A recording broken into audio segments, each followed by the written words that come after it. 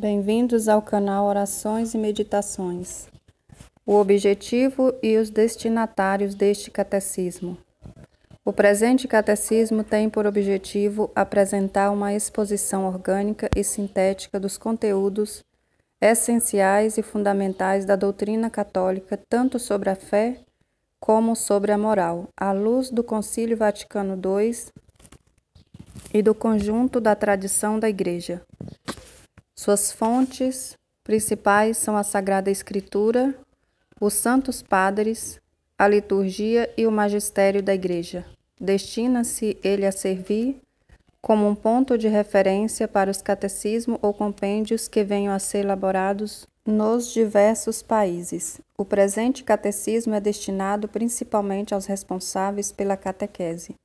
Em primeiro lugar, aos bispos, como mestres da fé e pastores da Igreja. É oferecido a eles como instrumento no cumprimento de seu ofício de ensinar o povo de Deus. Por meio dos bispos, ele se destina aos redatores de catecismos, aos presbíteros e aos catequistas. Será também útil para a leitura de todos os demais fiéis cristãos.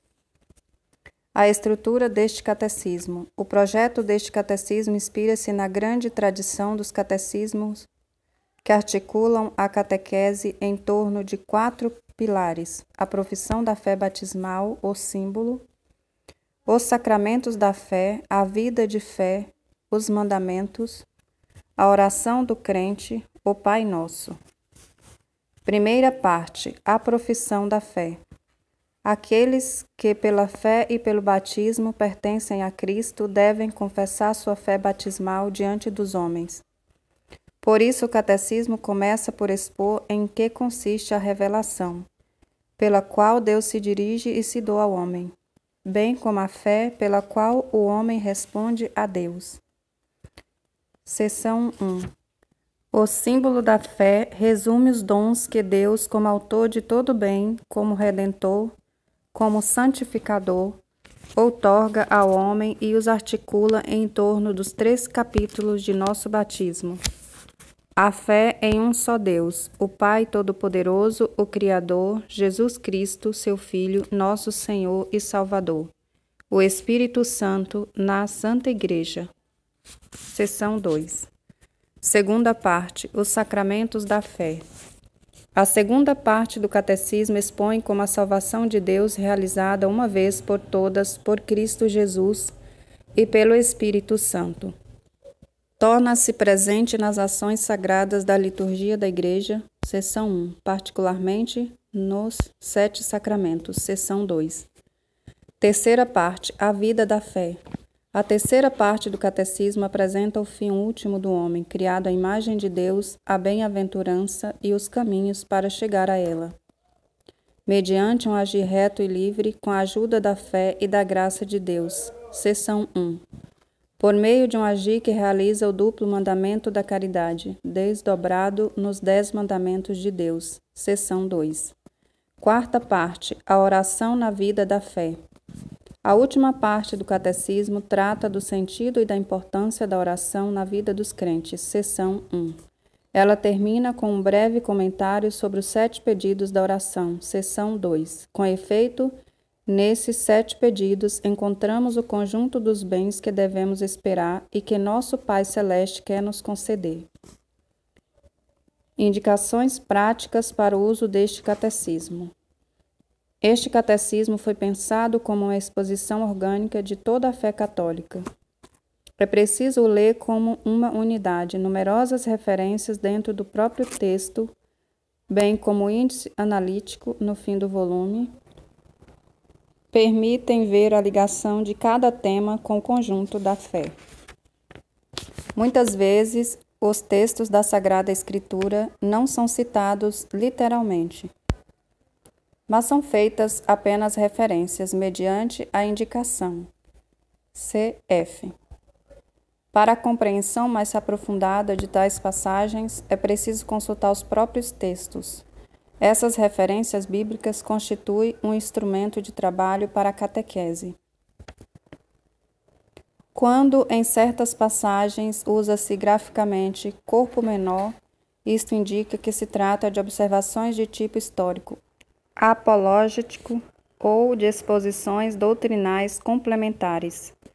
Há citações em corpo menor de fontes patrísticas, litúrgicas, magisteriais ou hagiográficas são destinadas a enriquecer a exposição doutrinal. Com frequência, esses textos foram escolhidos para uso diretamente catequético.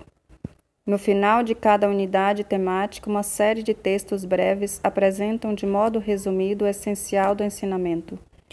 Esses resumos têm por objetivo oferecer fórmulas breves e memorizáveis à catequese local. As adaptações necessárias. Neste catecismo, a ênfase é posta na exposição doutrinal. Quer ele ajudar a aprofundar o conhecimento da fé. Por isso mesmo está orientado para o amadurecimento desta fé, para seu enraizamento na vida e sua irradiação no testemunho. Por sua própria finalidade, este catecismo não se propõe a realizar as adaptações da exposição e dos métodos catequéticos exigidas pelas diferenças de cultura, idade, maturidade espiritual, situações sociais e eclesiais daqueles a quem a catequese é dirigida. Tais indispensáveis adaptações cabem aos catecismos próprios e mais ainda aos que ministram instrução aos fiéis. Aquele que ensina deve fazer-se tudo para todos. 1 Coríntios 9, 22. A fim de conquistar todos para Jesus Cristo. Particularmente, não imagine ele que lhe é confiado um único tipo de alma e que, consequentemente, lhe é permitido ensinar e formar de modo igual todos os fiéis à verdadeira piedade, com um só e mesmo método, sempre igual. Saiba ele que alguns são em Jesus Cristo como criancinhas recém-nascidas, outros como adolescentes, ainda outros como estando na posse de todas as suas forças. É necessário considerar com diligência que uns têm necessidade de leite e outros de alimento sólido. O apóstolo indicou tal dever, ou seja, aqueles que são chamados ao ministério da pregação devem, na transmissão dos mistérios da fé e das regras dos costumes, adaptar suas palavras ao espírito e à inteligência de seus ouvintes. Acima de tudo, a caridade. Para concluir este prólogo, é oportuno lembrar este princípio pastoral enunciado pelo Catecismo Romano. Toda a finalidade da doutrina e do ensinamento deve ser posta no amor que não acaba. Com efeito, pode-se facilmente expor aquilo em que é preciso crer, esperar ou fazer.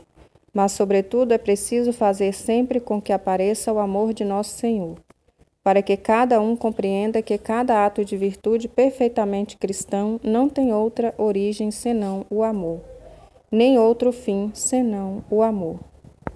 Primeira seção. Eu creio, nós cremos. Quando professamos nossa fé, começamos dizendo eu creio ou nós cremos. Por isso, antes de expor a fé da Igreja, tal como é confessada no credo, celebrada na liturgia, vivida na prática dos mandamentos e na oração, nos perguntamos o que significa crer. A fé é a resposta do homem a Deus que se revela e a ele se doa, trazendo ao mesmo tempo uma luz superabundante ao homem em busca do sentido último de sua vida. Por isso, vamos considerar primeiro esta busca do homem, capítulo 1, em seguida, a revelação divina pela qual Deus se apresenta ao homem, capítulo 2, logo após a resposta da fé, capítulo 3. Capítulo 1. O homem é capaz de Deus. O desejo de Deus. O desejo de Deus está inscrito no coração do homem, visto que o homem é criado por Deus e para Deus. Deus não cessa de atrair o homem a si e somente em Deus o homem há de encontrar a verdade e a felicidade que não cessa de procurar. O aspecto mais sublime da dignidade humana está nesta vocação do homem à comunhão com Deus. Este convite que Deus dirige ao homem de dialogar com ele começa com a existência humana. Pois se o homem existe é porque Deus o criou por amor, e por amor não cessa de dar-lhe o ser. O homem só viverá plenamente segundo a verdade, se reconhecer livremente este amor e se entregar ao seu Criador. Em sua história e até os dias de hoje, os homens têm expressado sua busca de Deus de múltiplas maneiras, por meio de suas crenças e de seus comportamentos religiosos, orações, sacrifícios, cultos, meditações e etc. Apesar das ambiguidades que podem comportar, estas formas de expressão são tão universais que o homem pode ser chamado de um ser religioso. De um só homem, ele, Deus, fez toda a espécie humana, para habitar sobre toda a face da terra. Tendo estabelecido o ritmo dos tempos e os limites de sua habitação, assim fez para que buscassem a Deus e talvez as apapadelas o encontrassem. A ele que na realidade não está longe de cada um de nós, pois nele vivemos, nos movemos e existimos. Atos 17, de 26 a 28.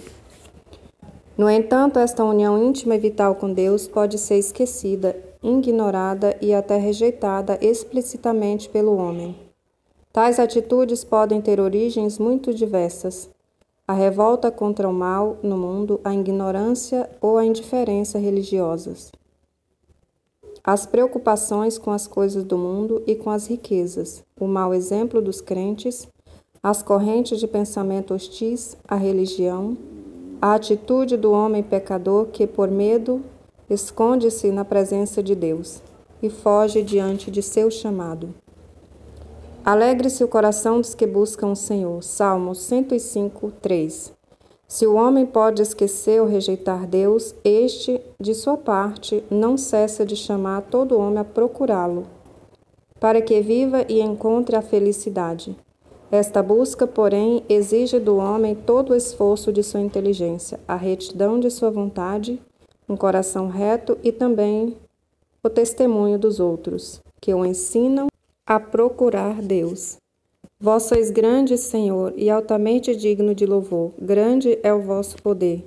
A vossa sabedoria não tem medida. O homem, pequena parcela de vossa criação, pretende louvar-vos, precisamente o homem que, revestido de sua condição mortal, traz em si o testemunho de seu pecado e de que resistis aos soberbos. A despeito de tudo, o homem, pequena parcela de vossa criação, quer louvar-vos. Vós mesmo o instigais a isto, fazendo com que ele encontre suas delícias no vosso louvor. Porque nos fizestes para vós, e o nosso coração não descansa enquanto não repousar em vós. As vias de acesso ao conhecimento de Deus. Criado à imagem de Deus, chamado a conhecer e a amar a Deus, o homem que procura Deus descobre certos caminhos para chegar ao conhecimento de Deus. Eles são também chamados de provas da existência de Deus. Não no sentido das provas que as ciências naturais buscam, mas no sentido de argumentos convergentes e convincentes, que permitem chegar a verdadeiras certezas. Estas vias para chegar a Deus têm como ponto de partida a criação, o mundo material e a pessoa humana. O mundo, a partir do movimento e do devir, da contingência, da ordem e da beleza do mundo, pode-se conhecer a Deus como origem e fim do universo. São Paulo afirma a respeito dos pagãos: o que de Deus se pode conhecer é a eles manifesto, já que Deus mesmo lhes deu esse conhecimento. De fato, as perfeições invisíveis de Deus, não somente seu poder eterno, mas também a sua eterna divindade, são percebidas pelo intelecto através de suas obras, desde a criação do mundo. Romanos 1, 19 a 20. Diz Santo Agostinho: interroga a beleza da terra, interroga a beleza do mar, interroga a beleza do ar que se dilata e se difunde, interroga a beleza do céu, interroga todas estas realidades. Todas elas te respondem: olha-nos, somos belas, sua beleza é um hino de louvor. Confécio. Essas belezas sujeitas à mudança, quem as fez senão o belo? Puxe. Não sujeito à mudança? O homem, com sua abertura à verdade e à beleza, com seu senso do bem moral, com sua liberdade à voz de sua consciência, com sua aspiração ao infinito e à felicidade, o homem se interroga sobre a existência de Deus. Mediante tudo isso, percebe sinais de sua alma espiritual, como semente de eternidade que leva dentro de si, irredutível à só matéria. Sua alma não pode ter origem senão em Deus. O mundo e o homem atestam que não têm em si mesmos nem seu princípio primeiro, nem seu fim último, mas que participam do ser em si, que é sem origem e sem fim. Assim, por estes diversos caminhos, o homem pode chegar ao conhecimento da existência de uma realidade que é a causa primeira e o fim último de tudo, a que todos chamam Deus. As faculdades do homem o tornam capaz de conhecer a existência de um Deus pessoal. Porém, para que o homem possa entrar em sua intimidade, Deus quis revelar-se ao homem e dar-lhe a graça de poder acolher esta revelação na fé. As provas da existência de Deus podem, todavia, dispor a fé e ajudar a ver que a fé não se opõe à razão humana. O conhecimento de Deus segundo a Igreja.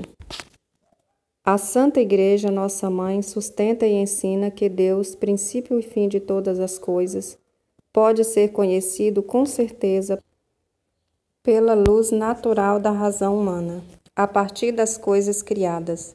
Sem esta capacidade, o homem não poderia acolher a revelação de Deus. O homem tem esta capacidade por ser criado à imagem de Deus. Todavia, nas condições históricas em que se encontra, o homem enfrenta muitas dificuldades para conhecer a Deus apenas com a luz de sua razão.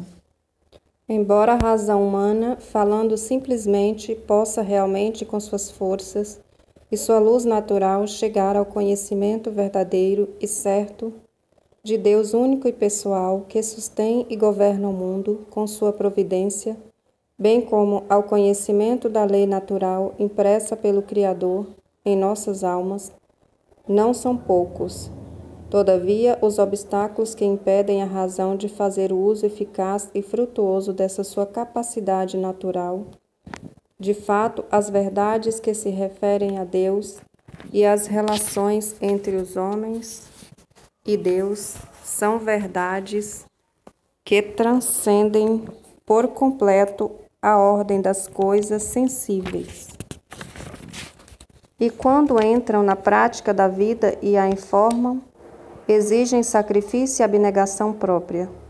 Ora, o entendimento humano encontra dificuldade na aquisição de tais verdades, quer pela ação dos sentidos e da imaginação, quer pelas más inclinações nascidas do pecado original.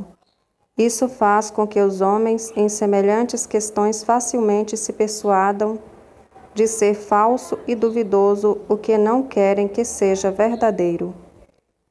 Por isso, o homem tem necessidade de ser iluminado pela revelação de Deus, não somente sobre o que ultrapassa seu entendimento, mas também sobre as verdades religiosas e morais que por si mesmas não são inacessíveis à razão, a fim de que estas, no estado atual do gênero humano, possam ser conhecidas por todos sem dificuldade, com firme certeza e sem confusão de erro. Como falar de Deus? Ao defender a capacidade da razão humana de conhecer a Deus, a Igreja exprime sua confiança na possibilidade de falar de Deus a todos os homens e com todos os homens. Esta convicção está na base de seu diálogo com as outras religiões, com a filosofia e com as ciências, como também com os não crentes e os ateus. Uma vez que nosso conhecimento de Deus é limitado, também limitada é nossa linguagem sobre Deus. Só podemos falar de Deus a partir das criaturas e segundo o nosso modo humano, limitado de conhecer e de pensar. As criaturas, todas elas, trazem em si certa semelhança com Deus, muito particularmente o homem criado à imagem e à semelhança de Deus. Por isso, as múltiplas perfeições das criaturas, sua verdade, bondade e beleza, refletem a perfeição infinita de Deus. Em razão disso, podemos falar de Deus a partir das perfeições de suas criaturas. Partindo da grandeza e beleza das criaturas, pode-se chegar a ver, por analogia, o seu Criador. Sabedoria 13:5. Deus transcende a toda criatura, por isso é preciso incessantemente purificar nossa linguagem daquilo que possui de limitado, de proveniente da pura imaginação, de imperfeito, para não confundirmos o Deus inefável, incompreensível, invisível, inatingível com as nossas representações humanas. Nossas palavras humanas permanecem sempre aquém do mistério de Deus. Assim, falando de Deus, nossa linguagem se expressa, sem dúvida, de maneira humana, mas ela atinge realmente o próprio Deus. Ainda que sem poder exprimi-lo em sua infinita simplicidade, com efeito, é preciso lembrar que entre o Criador e a criatura não se pode notar uma semelhança, sem que se deva notar entre eles uma ainda maior dessemelhança, e que não podemos apreender de Deus o que ele é, mas apenas o que ele não é, e de que maneira os outros seres situam-se em relação a ele. Resumindo, o homem é, por natureza e por vocação, um ser religioso, porque provém de Deus e para ele caminha. O homem só vive uma vida plenamente humana se vive livremente sua relação com Deus. O homem é feito para viver em comunhão com Deus, no qual encontra sua felicidade. Quando eu estiver inteiramente em vós, nunca mais haverá dor e provação. Repleta de vós, por inteiro, minha vida será verdadeira. Quando escuta a mensagem das criaturas e a voz de sua consciência, o homem pode atingir a certeza da existência de Deus, causa e fim de tudo. A Igreja ensina que o Deus único e verdadeiro, nosso Criador e Senhor, pode ser conhecido com certeza por meio de suas obras, graças à luz natural da razão humana.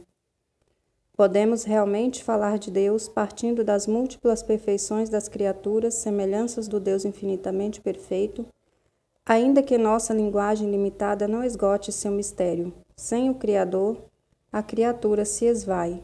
Eis porque os crentes sabem que são impelidos pelo amor de Cristo a levar a luz do Deus vivo àqueles que o desconhecem ou recusam. Capítulo 2. Deus vem ao encontro do homem. Mediante a razão natural, o homem pode, com certeza, conhecer a Deus a partir de suas obras. Existe, porém, outra ordem de conhecimento que o homem, de modo algum, pode atingir por suas próprias forças, a da revelação divina. Por uma decisão totalmente livre, Deus se revela e se doa ao homem. Faz isto, revelando seu mistério, seu projeto benevolente, que desde toda a eternidade concebeu em Cristo em favor de todos os homens. Revela plenamente seu projeto, enviando seu Filho bem-amado, nosso Senhor Jesus Cristo e o Espírito Santo. Artigo 1. A revelação de Deus. Deus revela seu projeto benevolente. Aprove a Deus, em sua bondade e sabedoria, revelar-se a si mesmo e tornar conhecido o mistério de sua vontade, pelo qual os homens, por intermédio de Cristo, Verbo feito carne, no Espírito Santo, têm acesso ao Pai e se tornam participantes da natureza divina. Deus, que habita numa luz inacessível, 1 Timóteo 6,16, quer comunicar sua própria vida divina aos homens, criados livremente por Ele, para fazer deles, em seu Filho único, filhos adotivos. Ao revelar-se, Deus quer tornar os homens capazes de responder-lhe, de conhecê-lo e de amá-lo, bem mais do que seriam capazes por si mesmos. O projeto divino da revelação realiza-se ao mesmo tempo por ações e por palavras, intimamente ligadas entre si e que se iluminam mutuamente. Este projeto comporta uma pedagogia divina peculiar. Deus comunica-se gradualmente com o homem. o prepara por etapas para colher a revelação sobrenatural que faz de si mesmo e que culmina na pessoa e na missão do Verbo encarnado Jesus Cristo. Santo Irineu de Lyon fala repetidas vezes desta pedagogia divina sobre a imagem da familiaridade mútua entre Deus e o homem.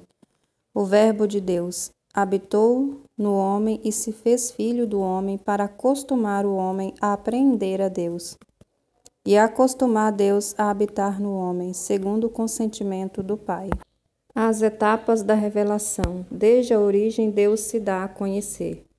Deus, criando e conservando todas as coisas pelo Verbo, João 1:3, oferece aos homens um testemunho perene de si mesmo na criação. Romanos 1:1-20. E além disso, decidindo abrir o caminho da salvação sobrenatural, manifestou-se a si mesmo, desde o princípio, aos nossos primeiros pais, depois da sua queda. Com a promessa de redenção, deu-lhes a esperança da salvação. Gênesis 3:15. E cuidou continuamente do gênero humano, para dar a vida eterna a todos aqueles que, perseverando na prática das boas obras, procuram a salvação. Romanos 2:6-7. No devido tempo, chamou Abraão para fazer dele pai de um grande povo. Gênesis 12:2. Povo que depois dos patriarcas ele instruiu por meio de Moisés e dos profetas, para que o reconhecessem como o único Deus vivo e verdadeiro, Pai providente e juiz justo, e para que esperassem o Salvador prometido. Assim preparou Deus através dos tempos o caminho ao Evangelho. Convidou-os a uma comunhão íntima consigo mesmo, revestindo-os de uma graça e de uma justiça resplandecentes. Esta revelação não foi interrompida pelo pecado de nossos pais. Deus, com efeito, após a queda deles, com a promessa da redenção, os consolou com a esperança da salvação e velou permanentemente pelo gênero humano, a fim de dar a vida eterna a todos aqueles que, pela perseverança na prática do bem, procuram a salvação. Quando, pela desobediência, perderam vossa amizade, não os abandonastes ao poder da morte. Oferecestes muitas vezes aliança aos homens e às mulheres. A aliança com Noé. Desfeita a unidade do gênero humano pelo pecado, Deus procura, antes de tudo, salvar a humanidade, intervindo em cada uma de suas partes. A aliança com Noé, depois do dilúvio, exprime o princípio da economia divina para com as nações, isto é, para com os homens agrupados segundo seu país, língua, família e nação. Gênesis 10:5. Esta ordem cósmica, social e religiosa da pluralidade das nações destina-se a limitar o orgulho de uma humanidade decaída que, unânime em sua perversidade, gostaria de construir por si mesma sua unidade à maneira de Babel. Contudo, devido ao pecado, o politeísmo, assim como a idolatria da nação e de seu chefe, constitui uma contínua ameaça de perversão pagã para esta economia provisória. A aliança com Noé permanece em vigor durante todo o tempo das nações, até a proclamação universal do Evangelho. A Bíblia venera algumas grandes figuras das nações, tais como Abel, o justo, o rei sacerdote Melquisedeque, figura de Cristo, ou os justos Noé, Daniel e Jó. Assim, a Escritura exprime que grau elevado de santidade podem atingir os que vivem segundo a aliança de Noé, na expectativa de que Cristo congregue na unidade todos os filhos de Deus dispersos. João 11:52. Meus irmãos, a pedido de nosso Senhor Jesus Cristo, estou compartilhando com vocês o Catecismo da Igreja Católica. Peço, por favor, que compartilhe, curte, comente, se inscreva no canal para darmos continuidade com a catequese. Peço que ouça com amor e carinho os ensinamentos compartilhados. Louvado seja nosso Senhor Jesus Cristo, para sempre seja louvado. Amém.